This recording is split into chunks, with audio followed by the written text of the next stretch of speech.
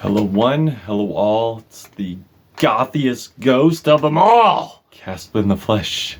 And it's time for the final installment, the final list for 2024, my favorite albums of 2024. It's here, been crazy, I know. It's been a lot going on in my personal life and now, but List week is here.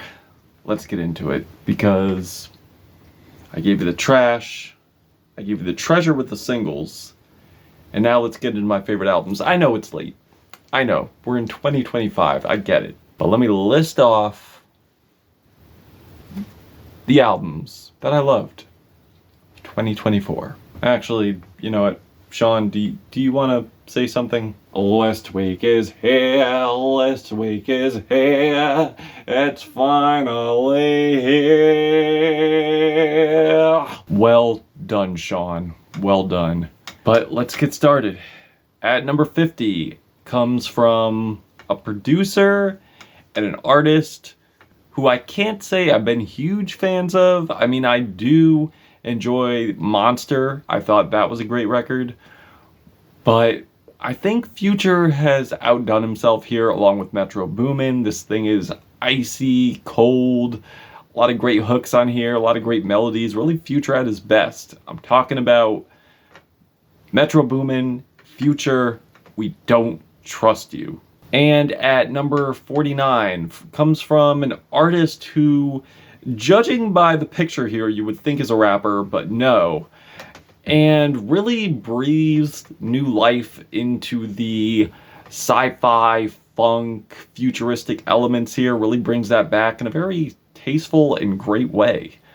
I'm talking about Mahogany As Grande As. And at number 48, we have Yeet with 2093. Probably the most ambitious and best Yeet has ever done, in my opinion. And just makes for a great record. Like he's doing a lot of world building here, bringing on new characters. Like he's going really industrial and experimental in a very creative way here. And I love it. And really bringing new life to Rage, in my opinion. At number 47, gives us an experience from UK producer, electronic producer, is an experience that really matches the cover art here, and comes from a producer and comes from an electronic producer who really does and really has reinvented himself, and I'm loving it. I think this guy has gone through a huge turnaround here, and I loved his earlier stuff, but this right here, this just gives me such an electric ride that's very conceptual and sonically very futuristic, and again really feels like I'm just lost at sea and I'm just trying to recollect this crazy night in this dystopian future in water. Yeah, I'm talking about Igloo Ghost, Tidal Memory Exo. At number 46, another electronic music producer that I thoroughly enjoy, who put out an album I thoroughly enjoy. It's producer Sam Shepard, aka Floating Points, coming through with a small but consistent LP. It's repetitious, but he really takes the repetition and really is innovative with it, really touches on, modulates, and embellishes as the tracks continue. You gotta listen to it, it's amazing. I'm talking about Floating Points Cascade. Like really mind-bending tech house here. At number 45, legendary vocalist Kim Gordon of Sonic Youth fame. Yes, Sonic Youth, coming back with The Collective, which is a great, dark, noisy, chaotic gem to add to her solo catalog. With a great, dark, noisy set of industrial trap and noise rock here. Really a great addition to her catalog. And 44, without a doubt, punk rock album of the year. I'm talking about I'm talking about the Chisel. What a fucking nightmare. What a fucking nightmare. Like, really great, awesome UK street oi punk, and I never thought I'd say that. With great politics, surprisingly. At number 43, Brittany Howard is back again, but this time doing something a little different, going a little more colorful, a little more psychedelic, a little more funky, with great songwriting per usual, great production, which really blew me away with her best album yet, with What Now? At 42, progressive death metal band Blood Incantation is back and brings a lot of ambition, a lot of fire psych passages here, in a set of 2 trilogies of tablets. The first tablet being the Stargate, the second being the Message, and honestly, it's an incredible, spacey, visceral journey. It's like Death meets Pink Floyd with Absolute Everywhere. Fantastic album. Their best one. At number 41, No Worries. Yes, the duo is back. Singer, songwriter, rapper, musician, Anderson .Paak teams up with producer Knowledge, with an entire album centered around Anderson .Paak's unfortunate divorce, his feelings for heartbreak, his inspections. Like, he brings a lot of different feelings here, from something somber to something humorous, and really captures that vintage soul with psych soul, smooth soul, keeping that essence alive with Why Lord. At 40, Future Islands, a band I've never really been into. Like, they did have bangers, some decent albums, but never have blown me away like this. With major improvements on versatility. With the songwriting, the production, all around making a great synth pop album. With people who aren't here anymore. Great addition, great comeback, loved it. Coming in after that at 39, we have another artist who I've never really been that into. I mean, I did enjoy his EP, FM, very much so, and I will say that I don't think he's ever put out a god-awful record, but never one that's actually made my favorites before. But this time, he's really outdone himself. Dark times. And honestly, with what's been going on right now and 4 more years of this shit, it couldn't have came at a better time, better decade. I mean, granted, this was before the administration was in effect, but we were still seeing grim realities for sure. But honestly, this is truly the darkest album, but truly this is the most darkest album Vince has ever put out. Very depressive as well, but definitely his best set of songs yet, his best album yet. Speaking on systemic racism, nihilism, trust issues, life in general, with great jazz and psychedelic and neo-soul production. And a lot of ambition as well. So if you're a Vince Staples naysayer, check this out. You might change your mind. At 38, Lust, Sick, Puppy, Fuck, Shit Up, with their absolutely manic, destructive, dizzying, insane album. Like, you've heard the term fuck shit up and leave. Well, this album certainly does that in a great, colossal, destructive, chaotic way. Like, very insane, very deranged digital hardcore and electro-industrial on Carousel from Hell. Do I wish this album was longer? Sure. But I'll take a handful of great, mind-blowing, absolutely kick-ass set of tracks that are shorter over a bunch of bloated, garbage-ass, weak-ass, terrible-ass 30-something track album any day of the week. At 37, we get nightmarish, atmospheric, but with great technical precision, a lot of creativity, and I would say they're a progressive band, sure, but man, they really bolster the black metal veneer, keeping it monstrous and otherworldly. I'm talking about Brooklyn metal band Krallice, Inorganic Rites. And I love how the instrumentation here really tells a story with great guitar riffs, guttural Goldar-like vocals in a good way. This thing sounds like it was recorded on another planet in the darkest dungeon swamp you could find. At 36, Cheekface. Indie rock band brings a very quirky, smart set of tracks with great humorous lyrics, with dance punk, post-punk revival. It's mostly bass and drum oriented, and they really have a knack for bringing in other instrumentation along the way. But again, touching on certain issues, bringing humor to them, a lot of personality. On It's Sorted. Great album, underrated band, check them out. At 35, Nails brings together grindcore and a very immense, hellish, fiery, animalistic album with a set of tracks that are super nihilistic, super isolated, not playing nice with anyone. On Every Bridge Burning. Hell yeah. And a longer album too, in their set of great short albums. 34, Remy Wolf blows her predecessor out of the water, even though I loved the last album, but I think she really outdid herself here with Big Ideas. Exciting, fun, colorful, synthy bops.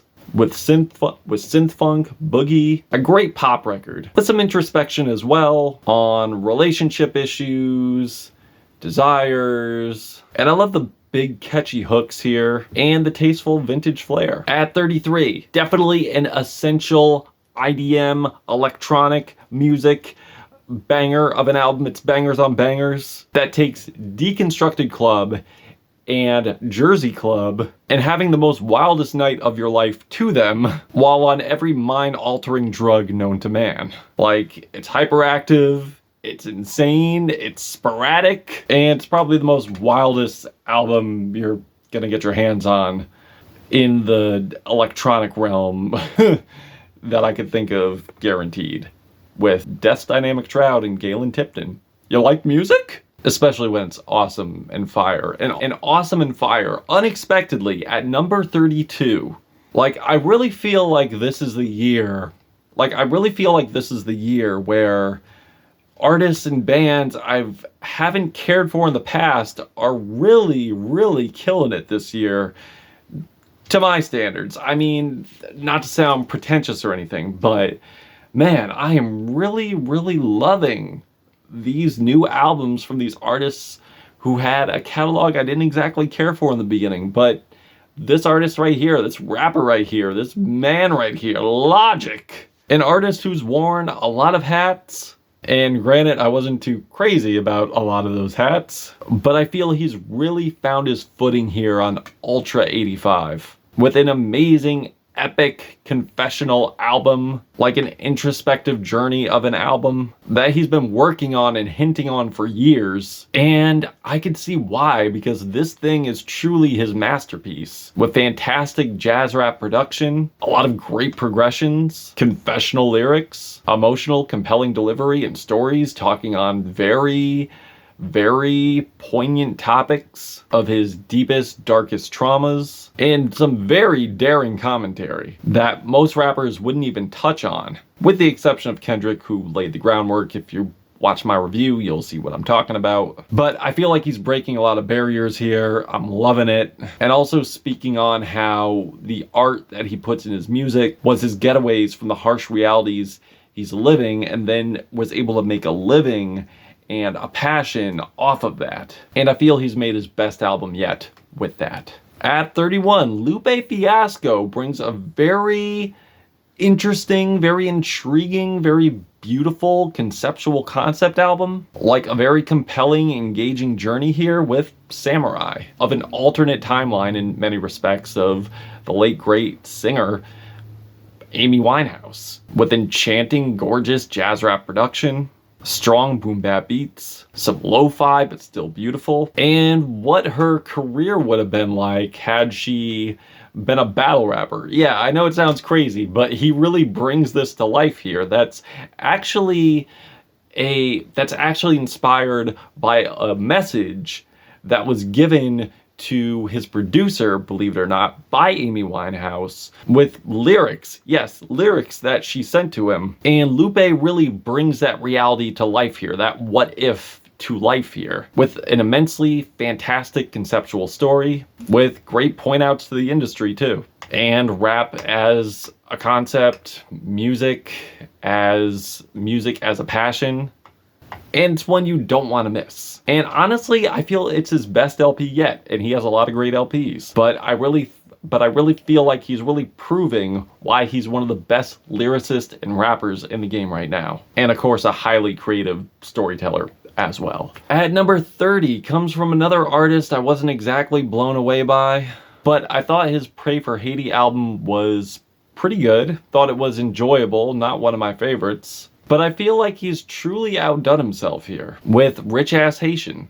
which he shares details on, not only with the tragic situation, ongoing situation right now in Haiti, which they've endured due to multiple foreign interventions, chronic political instability, social unrest, and devastating natural disasters. Also speaking on the ongoing tragedy that's going on in Gaza as well. And with that monster Trump back in office, about to do a mass deportation, including Haitian migrants. Yeah, this album really does hold more poignancy. And I honestly gotta say, Mach fucking killed it here, bringing mind-bending bars with a deadpan delivery at times. But I feel he puts more focus on what he's saying, and he's so charismatic with it, intertwining his experiences of poverty, racism, over this grimy-ass production, dizzying flows, nice vintage soul samples, and in my opinion, another gem for any jazz rap fan to discover. So, hell yeah to this record. At number 29, I said it in my review to this album, like it's a tripped out jazz art pop piece, like a true piece of art theater, with additions of chamber jazz, ambient and post-minimalism. And honestly, even though these genres have been around for ages, this thing sounds very fresh, it sounds very new. And her poeticism is just fantastic, along with her beautiful, beautiful voice. Julia Holter, something in the room, she moves. Like, it really is a theater piece of the mind. Like I said, when I hear this thing, it's like I'm literally having this tripped out vision of this theater production, this elaborate stage show that's very artsy, very colorful, and I love it. And if you love that stuff, you'll love this too. At 28, another album that's poetic in a very jarring, harrowing, disturbing, but very important way. Speaking on the deplorable actions of the abhorrent colonization in the UK, speaking of the deplorable actions of the abhorrent colonizing history of the UK, going into grave disturbing detail of slavery and disturbing deprivation of the slaves, pertaining to the reparations on the Great Bailout. Also speaking from the perspective of those tyrannical bastards of the royal family. But yeah, it's definitely an album that needs more attention, much attention, because this is grim, it's dark, it's atmospheric, it's no holds barred, it's the God honest truth, and More Mother delivers it extremely well here, not only vocally, but lyrically. And again, the message needs a lot of attention, culminating in an amazing record that you should check out. Another album that's political as well, a record that rivals the best in Jack's catalog. Talking about Jack White of the White Stripes, of course, and I'm referring to the LP, The Fantastic Boarding House Reach. But due to how raw, explosive, like no holds barred, politically driven this album is, it's a very fantastic garage rock album with elements of blues. Honestly, garage rock album of the year in my opinion, with wild performances, great playing, strong anti-capitalistic writing and messaging. It's Jack White, no name. So hell yeah.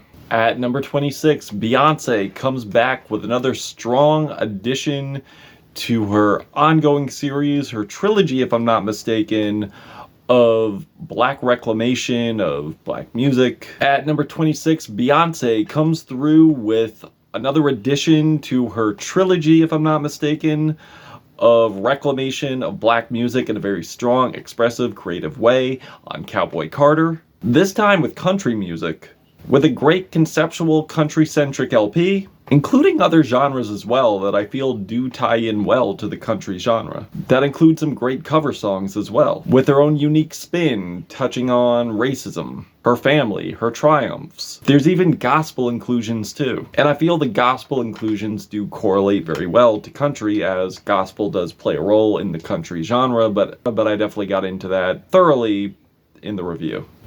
So yeah, definitely check this out.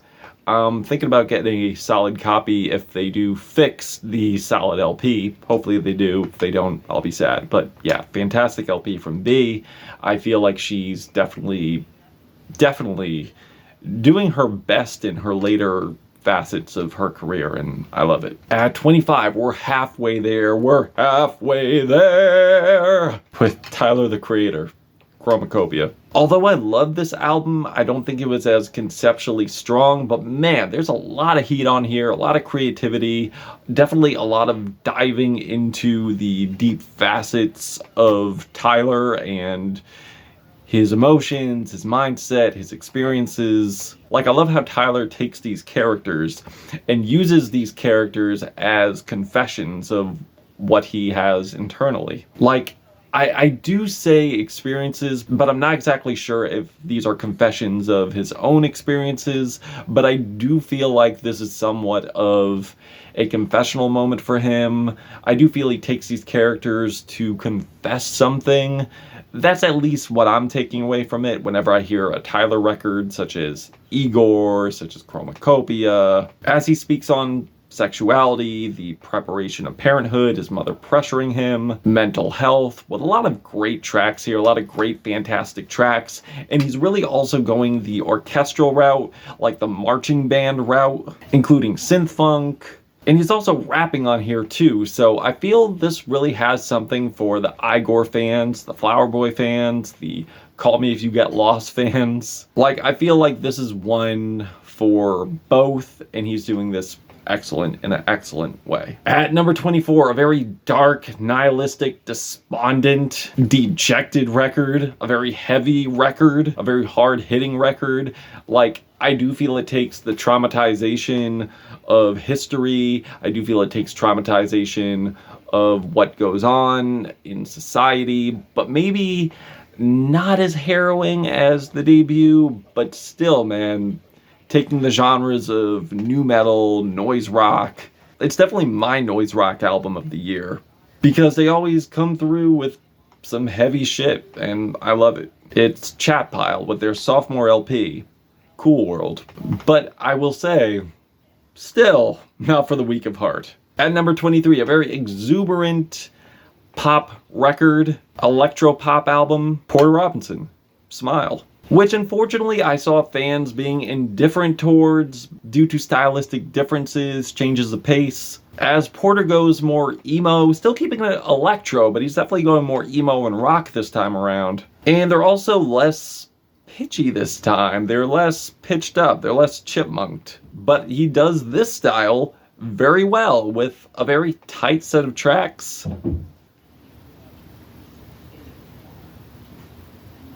Amazing, bright, punchy production, vastly memorable hooks, melodies filled with a lot of excitement, and even somber moments too, with great songwriting and, man, just admittedly not as feel-good as Nurture, sure, but still, fantastic, fantastic pop album. Check it out if you haven't. At 22, another album that's a change of pace, but in a completely different way. Loaded with memorable hooks as well. And as far as a different change of pace, a different stylistic pace with southern hip hop, like that dark 3/6 underground style from the 90s. It's the second addition to Denzel Curry's King of the Mischievous South, Volume 2. Really great southern, Memphis-inspired rap here, and loaded with a bunch of great features here that really do pay homage and really do belong to the Southern rap culture, even East Coast acts like ASAP Mob. And another artist with a Southern album at 21, but vastly different.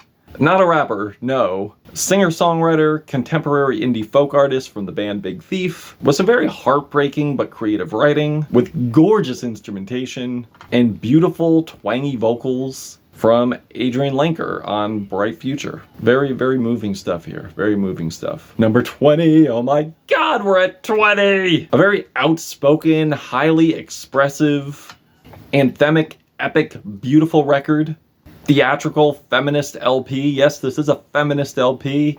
And if you hate women, you are not going to like this. If you love women, you'll love this record. If you hate women, you will not like this record. But if you hate women, you're at the wrong place. Breathing new life into glam rock and baroque pop, I'm talking about the all-woman UK rock band, The Last Dinner Party, with Prelude to Ecstasy. Man, the energy on this thing is fantastic, very tangible, like it's just so powerful and bold, and a giant fuck you to misogyny. Along with toxic masculinity, patriarchy, like the album offers so much grace, expression, and unconditional passion. Check it out. At number 19 comes from a electronic duo who I've known about for a long time. They have dropped some fantastic LPs and are CT natives. My state, Connecticut. I'm talking about MGMT, Loss of Life.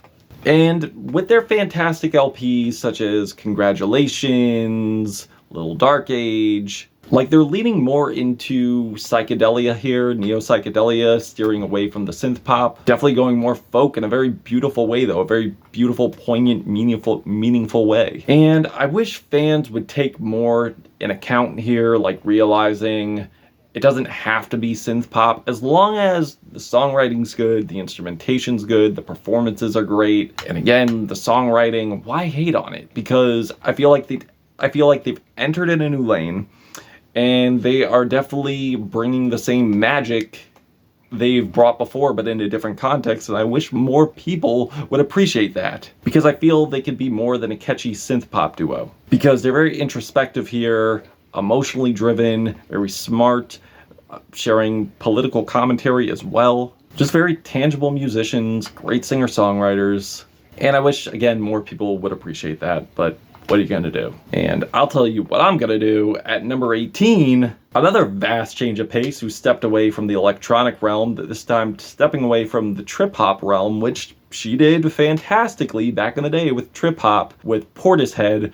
Great, fantastic discography. Check those albums out. Going more into the folk realm, the psych folk realm, with tracks about life, death, aging, with Beth Gibbons, Lives Outgrown. Very beautiful milestone in her catalog, filled with beautiful elements of folk, from chamber pop, prog folk, to even post-rock on here. And man, it's just it's a religious experience of a different kind, very uplifting experience, and one I appreciate, one I love, and that's why it's at number 18. And at number 17, a two-part monster of easily the hypnagogic pop LP of the year, maybe of the decade, the best I've heard in years, with Cindy Lee, aka Patrick Flegel, of the now disbanded post-punk band Women. I'm talking about Cindy Lee, Diamond Jubilee. Like, I feel like they really did bring like such an interesting, very psychedelic, very hypnotic feel to old soul music here, and it's just amazing. It's like, you've seen my review. If you haven't seen my review, check it out. What are you waiting for? At number 16, another lengthy LP. A very vastly ambitious and creative one too, from Joanna Wong with Hotel La Route. I mean, what she did here is just truly incredible, man. Very intricate. Every song here, almost every song here is just so creatively done. Like, every track here is a vignette of a different story taking on different genres. Various genres here with entirely different scenarios, and for every scenario is a different genre, a different style of music. And it's really the best of all worlds, whether it's cabaret, ska, prog pop, geek rock, country pop, twee, Zolo, and so many topics she tackled here. Very fun, very humorous, and honestly a very hard act to follow, in my opinion, and truly a memorable experience. And speaking of a hard act to follow and a memorable experience, at number 15, which is on the shorter side, but I will say the quality definitely compensates for it. It's an LP I loved on first listen, without a doubt, from a band I've loved for a very long time, or I should say duo I've loved for a very long time. But of course, with each initial listen, I definitely ended up loving it more and more and more. Like, it's just so quirky, but it's so dark, but it's also so melodic, always bringing me to this dark theatrical territory that I can't help but love. But again, still keeps it melodic, but still tortured, still deranged. It's the legendary experimental rock duo Shoo Shoo with 13. And no, I'm not saying the full title, I'm sorry. Fantastic LP though, and you should absolutely check it out, especially if you're into movies that are dark and very eccentric. At number 14, UK singer-songwriter, musician Laura Marling. She's back with a beautiful LP of homespun tracks. They're very warm, beautiful, and string-kissed with absolutely heart-wrenching lyrics, and even some character portraits too. Some problematic, some very concerning, but I feel they're important to touch on, along with great character portraits and scenarios with their own experiences of motherhood, generational patterns, really showing how Laura could just deliver a fantastic singer-songwriter LP and be a great musician with beautiful, mesmerizing acoustic chamber pop with great guitar and piano performances as well, but also experimenting with atmosphere too, which makes for a very enchanting and moving experience with Laura Marling, Patterns and Repeat. At number 13, easily my favorite singer-songwriter album of the year, another artist who I've been a longtime fan of. Yep, one person, Mount Eerie, Phil Elverum. And if you're a longtime listener of Phil Elverum too, with Mount Eerie, the microphones, then you should definitely be into this LP. With a lot of genius tie-ins and references to his earlier work and the elements of that, the themes of that, he does it in such a creative way here. And I feel he does it to address issues of today's current situation and even past situations. But I think even if you haven't heard his stuff, you probably still enjoy this as well, because the instrumentation is excellent, the songwriting is great, it's definitely very versatile, not one note by a long shot, with creative, powerful songwriting and instrumentation, with a thematic series of nature, politics, environmental issues, and definitely one you don't want to miss. If you do love singer-songwriter music, folk music, and even field recordings too, which he puts on here, and even slacker rock, which he puts on here. It's a very long LP, sure, but it's a very heartfelt, well done, creative one, and I think you'll enjoy it. At number 12, another powerful one, with JPEG Mafia, I Lay Down My Life For You. A real nocturnal, aggressive, instantaneous experimental album from Peggy that delivers a very dense, guitar-driven set of rap metal tracks. And I feel like this is definitely his less grimy this time around, but I think JPEG really shows that he could really dive into any territory and just kill it, because he does have the heart and the passion and the creativity, and shown he is not a pigeonholed artist. He really does take you on different facets of sonic variety here, because he could be brash and he could be vulgar, which he does on here for sure, but he does it with a purpose, keeping things rebellious against capitalism, racism, predatorial behavior, and also very heartening confessional moments here too. And very adventurous, very solid LP song structure wise. Probably his most solidly structured. And it does feel very accessible here, sonically less harsh, but still a great job, a great album, and some vastly powerful moving moments here. And I think this shows a lot of growth, but without conforming.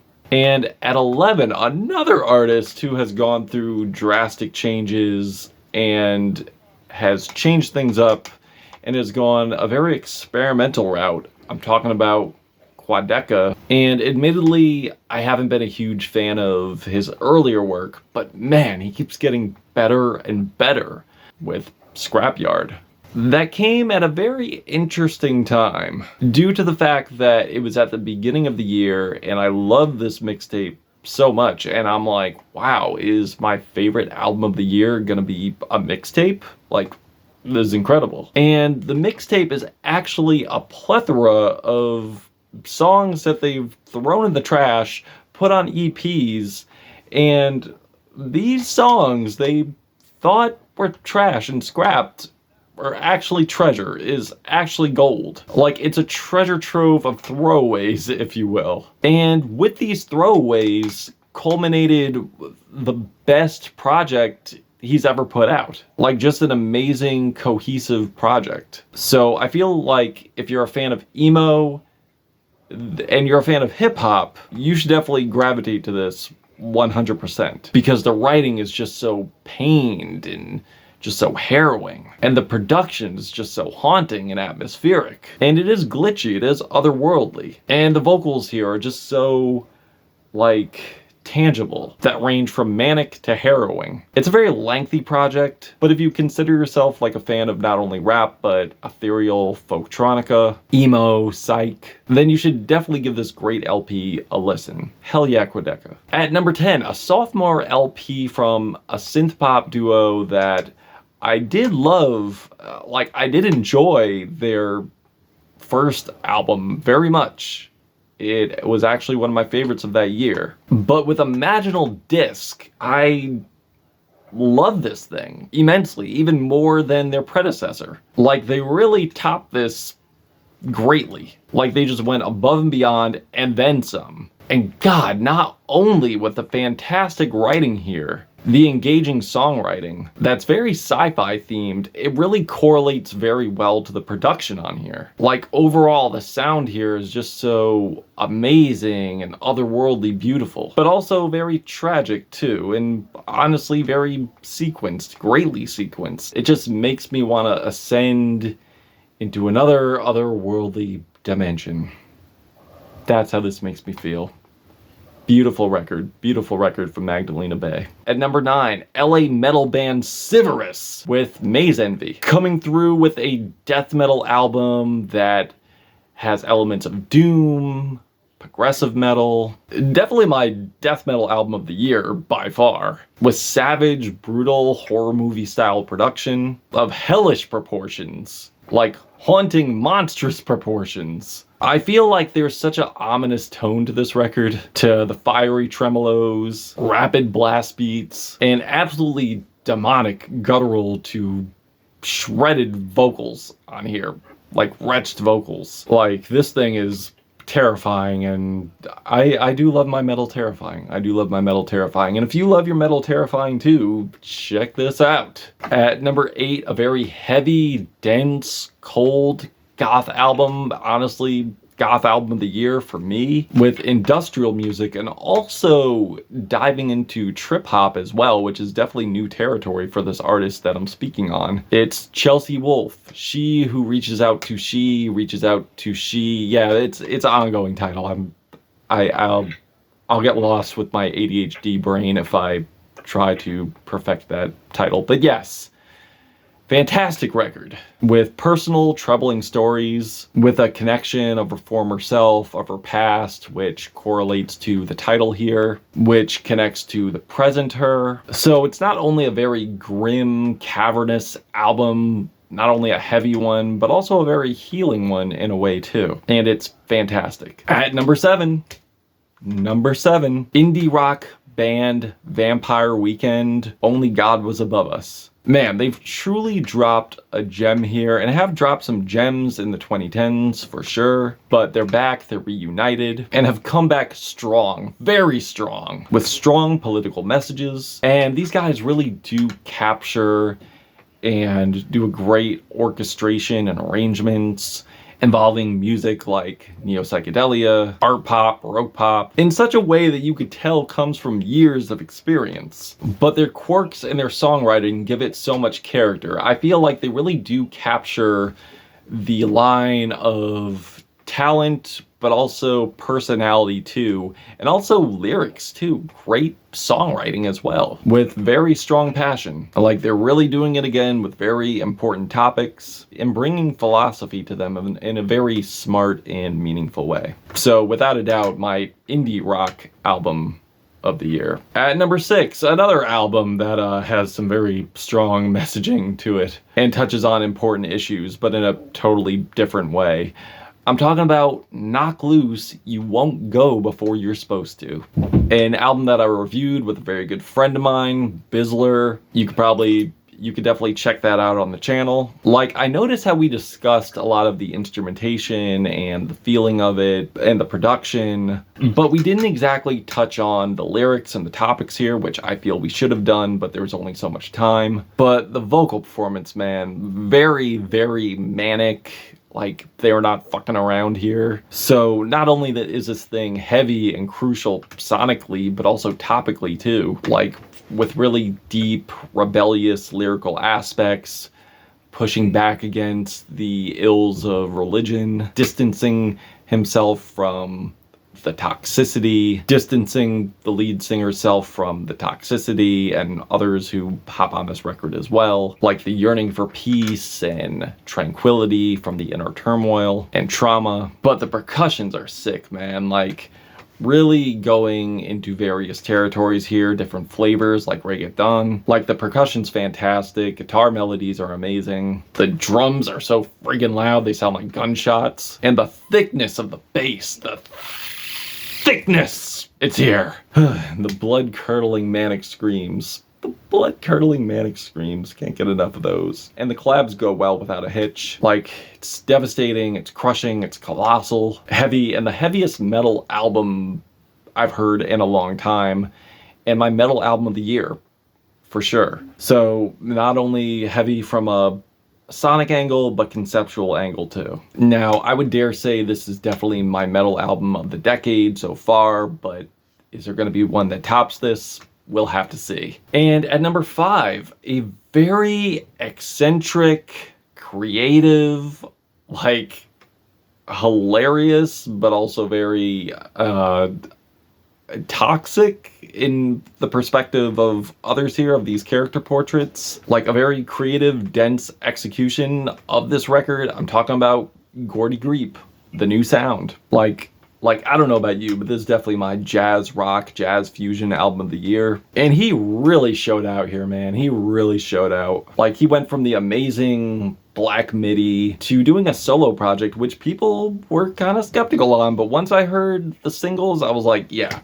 this is gonna be fire. This is gonna be fire. And my intuition was correct on this one. Like, fantastically delineating these very toxic character portraits, but I don't think they force that message on you. I think you really decide for yourself whether they're toxic or not. But not only showing his talent as a fantastic musician, but as an actor too. Like, when he sings, he is acting, and he is doing a fantastic job with that. And great songwriting, of course. Making for a very exciting, wild record with a mix of different emotions, a lot of personality, just pulling out great elements of music from samba, Spanish rock, like, absolutely amazing. Hell yeah, Gordy Greep. And at number 4, as much as I'm happy that we're at the number 4 spot, I feel that I need to, or should, or I really want to address these records with the most respect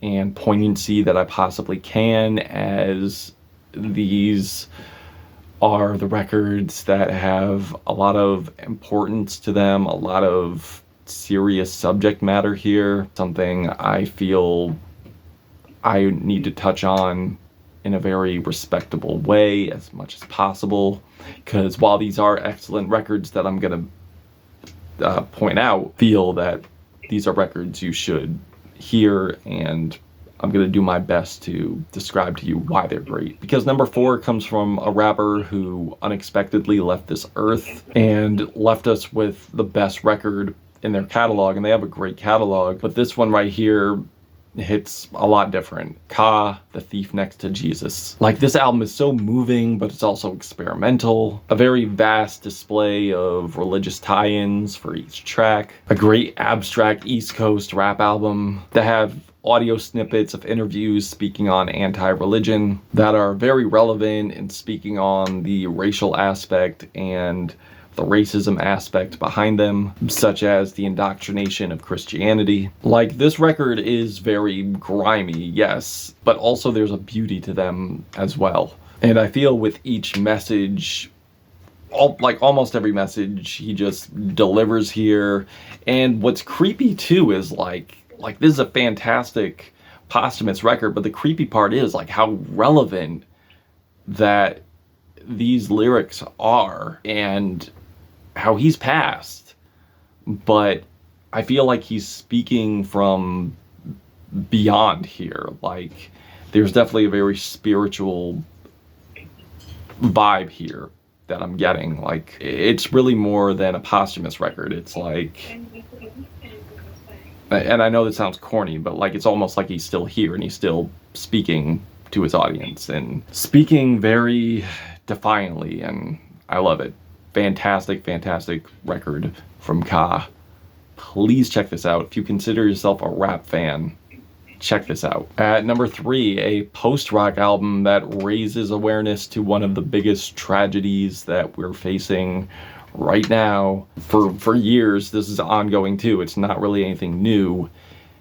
It's the tragedy and ongoing genocide in Gaza right now. And the record is Godspeed You Black Emperor, with no title as of 13 February 2024, 28,340 dead, and with that album being released and recorded around that time, obviously, unfortunately, the numbers have gone up due to imperialism, ethnic cleansing, and I truly appreciate how they've raised awareness through their music to this Holocaust going on. And these are very lengthy tracks, very detailed tracks. Like, they just have so much power. Like, even though there's no words on this record at all, it's straight up just instrumentation, I feel everything here. Like, I feel the passion in every composition, every horn blare, every strum, every guitar lead, even the drony bits. Like, it's ominous at times, it's desolate at times, but also there's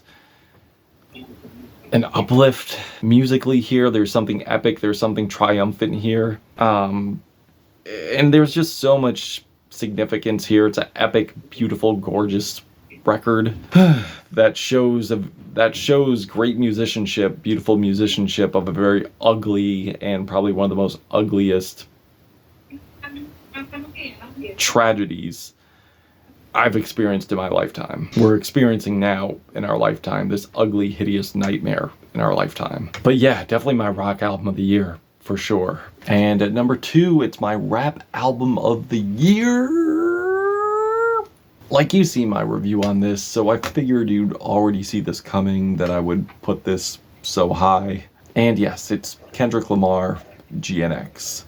Even though this isn't a concept record, I do feel there are topics that tie in together. There are themes that tie in together on this record. And some very mind-blowing writing from Kendrick, as usual on here. Addressing the drama with Drake and calling out scumbags like Andrew Schultz. And also calling out the selling out of people who he's looked up to, like Snoop Dogg, while also simultaneously addressing systemic racism, capitalism, the exploitation of black culture, like gaining back the power of that, and pretty much black unity for a revolution. And honestly, I feel he's really captured another fantastic achievement here. Like, he's really got it down packed when it comes to writing bangers, and also simultaneously not going commercial with it as well, while using West Coast Bay Area sounds, nervous music, hyphy, and that's in terms of production, which is done greatly on here. And also really showing how much of a great performer he is vocally, with a plethora of versatility. But I feel he uses this versatility to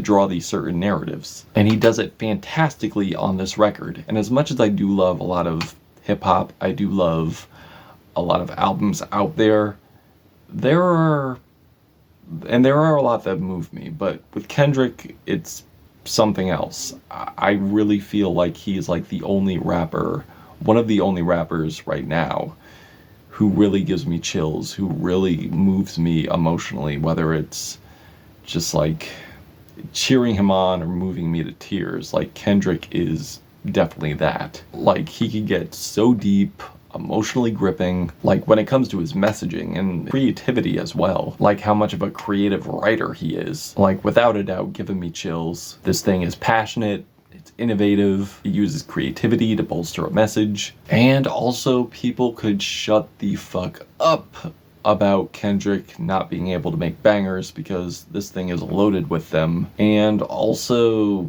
man, Reincarnated is a song that should go down as one of the greatest rap tracks in history, and this is a fantastic album too. Like I really don't have barely any bad things to say about this, honestly. It's close to perfect. And at number one,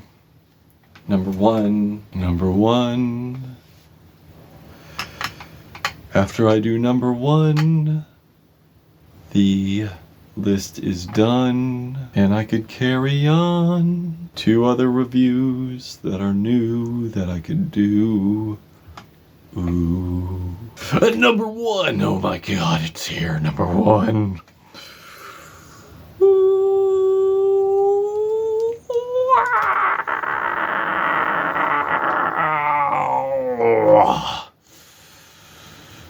It's Brat.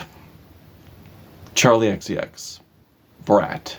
The beautiful, infectious, glossy, introspective, poignant, boisterous, gorgeous, sexy, defiant pop record. So significant, so gratifying. It's the pop, electro house, bubblegum bass. It could fall into any of those pop electronic categories. Yeah. Like, it's really not a lot I could say that I haven't said already about this record. Like, I give it a 5 out of 5. You've seen.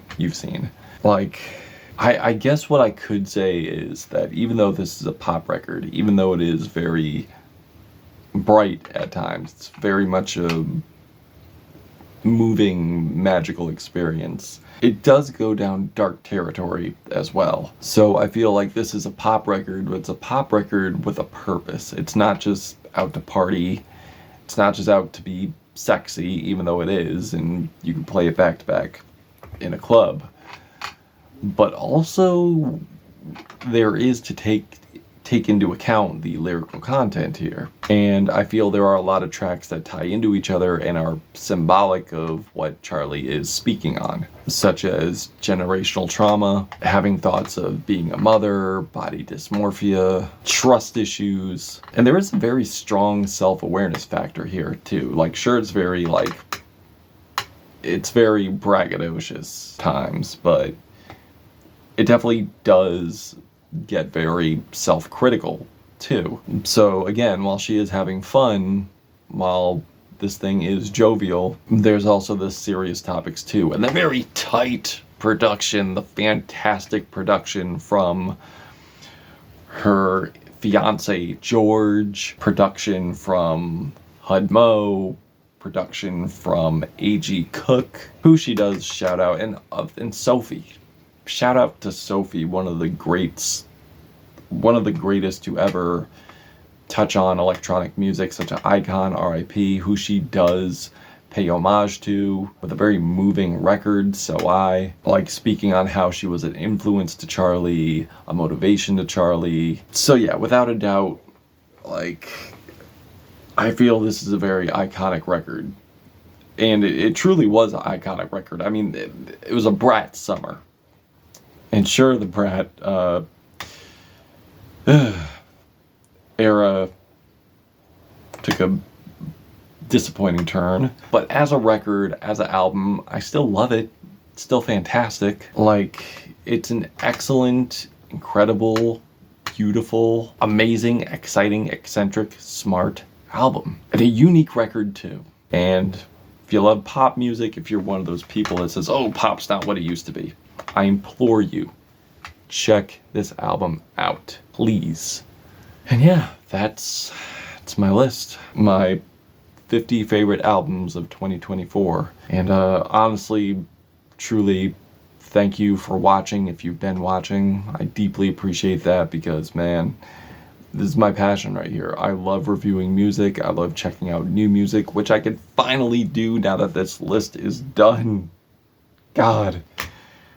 So many albums that I have my eye on, and an EP too.